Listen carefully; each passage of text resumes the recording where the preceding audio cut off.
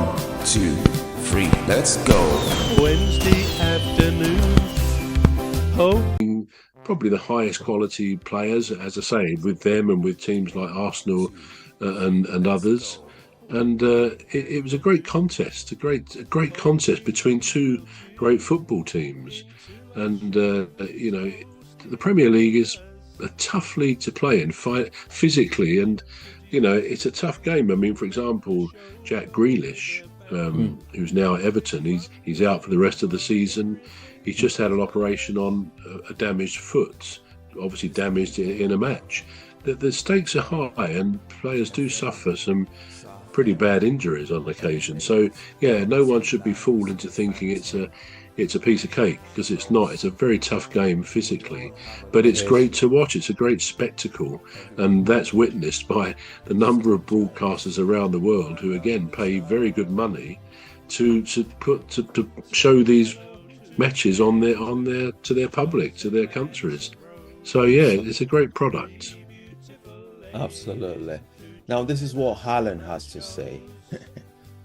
This is after the game. He said, "For me, of course, the referee has to follow the rules, but in the end, I feel bad for him," which is Dominik Szoboszlai, because he gets 3 games ban. Just give the goal. Don't give the red card. Simple as that. But I think it's the rules. It's just how it is. What do you make of that, first of all? Well, excuse me. I mean, he should know better than me on the number of games. I have an idea. I mean, you could argue it was violent play, I suppose. Normally, for a straight red card, there's a 3-game ban, isn't there? So he's probably right. But I just had a feeling that it was. It wasn't like a dangerous tackle. No. And I just had a feeling it might be a 1-game ban. But I have to bow to Haaland's greater knowledge. But I know what you mean when you say, wouldn't that have been the sensible thing to do? But as I say, I don't believe he should have done that. Although probably most fans in the stadium would have said, yeah, come on, give the goal. They've lost anyway, so give the goal. Don't send off the player. And let's all finish. And in fact, I noticed Haaland, when the ref came back and said, yeah, it's a red card, Haaland was trying to say to the ref, look, no, don't send him off. It's ridiculous. But of course, you do have to follow the rules. And as I said, sometimes teams have been relegated in recent years from the Premier League on a goal difference of 1.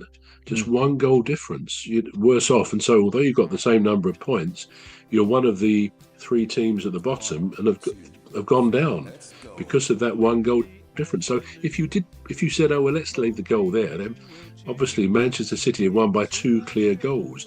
Now, with a possible competition with Arsenal that may come as the season goes on now, they're 6 points ahead is Arsenal, but it could get closer because Arsenal have got to play at the Etihad at Manchester City.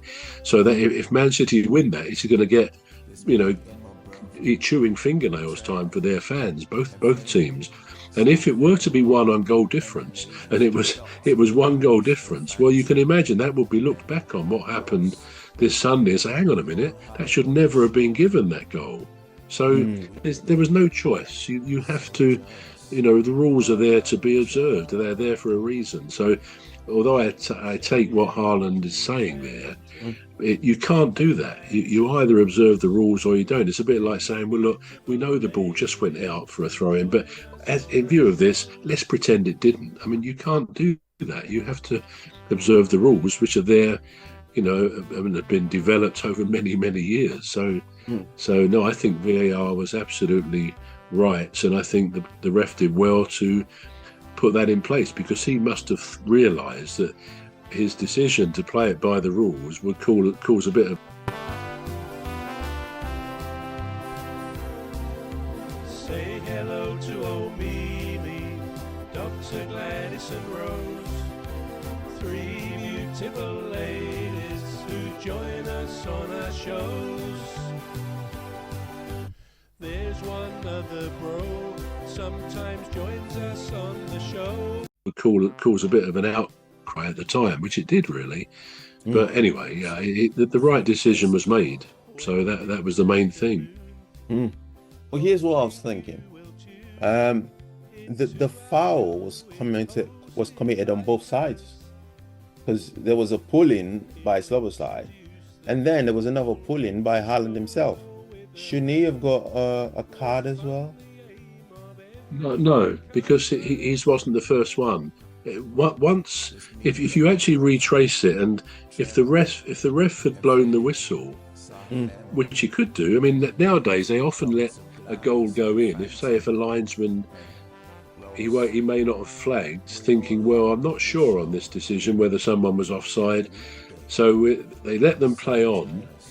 And if a goal is scored, then they know VAR will look at it and will have the, all being well, the equipment, the technology to actually say yes, it was a goal, or no, it wasn't. So if the ref had stopped the play, which he could have done, and maybe you could argue should have done, when Szoboszlai pulled Haaland back, that the play then would have stopped. So whatever happened after that, you can't blame both of them. If it's the one who starts it, that really has to be the one who's punished. So, and I don't think Szoboszlai would have said otherwise. He must know what he did was illegal in the game, and in a way you can't blame him, because they were so desperate to score near the end with Liverpool, and here there's a ball going in with no goalkeeper. The goal, interestingly, someone said to me, a couple of people said to me, you know, when that ball, it wasn't kicked that hard, if you remember, but you still see Alisson not running back. He decided, perhaps he decided he wouldn't have been able to get to it, but it wasn't kicked that hard, that ball, and you would expect to see a goalkeeper, even before that kick was made, running back to get to his goal, but he didn't. He seemed to just have lost interest, presumably because he thought, well, the whistle's going to go any moment, which it didn't, of course. So that was a bit of a mystery, to see a goalkeeper not trying to get back to his goal. But yeah, I think you can understand. It was like there was a sending off last week, you may remember. I'm trying to think who it was. It was I think it was Matty Cash. But anyway, I can't fully remember. But the ball was going in the goal, and he dived. He was a defender. He dived and handballed it, and it looked a good save, except he wasn't the goalkeeper.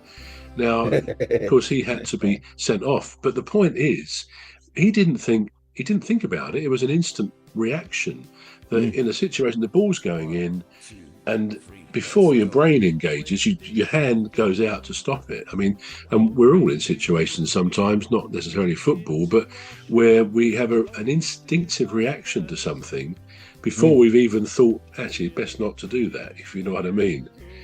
So it does happen. And what Szoboszlai did was just a physical human reaction, because the ball was going to be a goal, and either Haaland would knock it in or it would go in of its own accord, which it did. So you just think, well, I'll take one for the team, I'll be booked or whatever, but in the event, the way he pulled him back, it was obviously going to be a red card. But yeah, there's human nature that creeps in, which again is part of the magic, I guess, of most human activities. You know, we all do things wrong, carelessly, because we act instinctively after years of doing something in a certain way. So football is no different, really. But it was a spectacle at the end of a fantastic game. And some thought, some of the pundits said, "Oh, well, it kind of spoiled a great game," and I don't agree. I don't agree.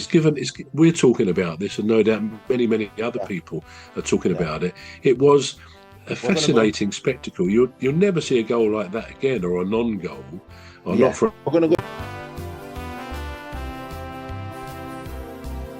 Say hello to old Mimi, Dr. Gladys and Rose, three beautiful ladies who join us on our shows. There's one other bro, sometimes joins us on the show.